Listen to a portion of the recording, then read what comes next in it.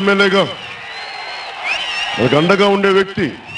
నేను ఒకటే చెప్పాను, నేను మిమ్మల్ని నమ్ముతున్నాను మనస్ఫూర్తిగా. మీరు మంచి పని చేయండి, అంతకుమించి నేను మీ నుంచి అవసరం, మీ దగ్గర నుంచి నాకు రూపాయి అవసరం లేదు, పార్టీకి ఏం అవసరం లేదు.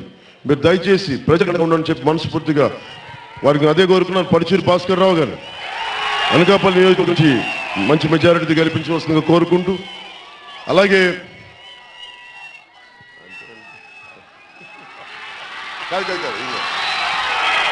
అలాగే పోయినసారి మన అనకాపల్లి ఎంపీ గారిలా కాకుండా అవంతి శ్రీనివాస్ గారిలా కాకుండా నేను అవంతి శ్రీనివాస్ గారు చక్కటి విషయాలు చూశాను.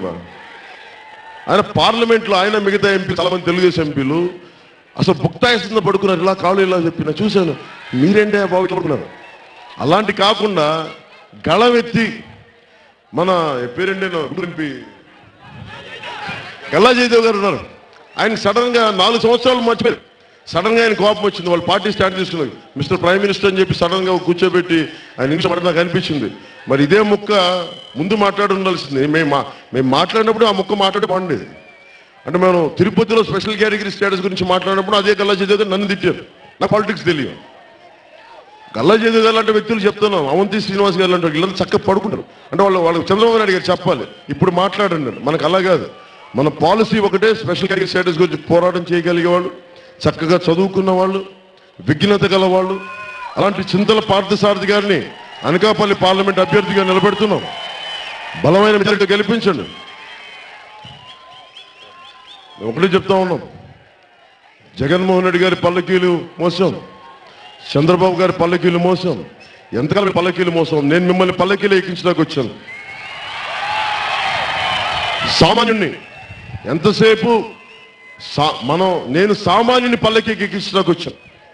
అందుకని సామాన్య పల్లకి ఎక్కించాలి అంటే జనసేనకి ఓటేయండి. లేదు దోపిడీ జరగాలి, గుండాయిజం జరగాలి అంటే జగన్మోహన్ రెడ్డి గారిని గెలిపించండి. అవినీతి, ఇసుక మాఫియా జరగాలంటే తెలుగుదేశం పార్టీని గెలిపించండి. కానీ సామాన్యుడి కష్టాలు గట్టే అండగా ఉండాలంటే జనసేన గెలిపించండి. అలాంటి జనసేనకి మీరు అండగా ఉంటారని తెలియజేసుకుంటూ, మాడపడుచులందరికీ పేరు పేరున మీ అందరికీ ధన్యవాదాలు తెలుపుకుంటూ, ఆ దూరాన ఉన్న మా అక్క చెల్లెలందరికీ ధన్యవాదాలు తెలుపుకుంటూ, ప్రతి ఒక్కరికి, అన్నదమ్ములందరికీ, జన సైనికులందరికీ, ఇక్కడున్న నాయకులందరికీ, ప్రతి ఒక్కరికి, అలాగే సిపిఐ, సిపిఎం, బిఎస్పీ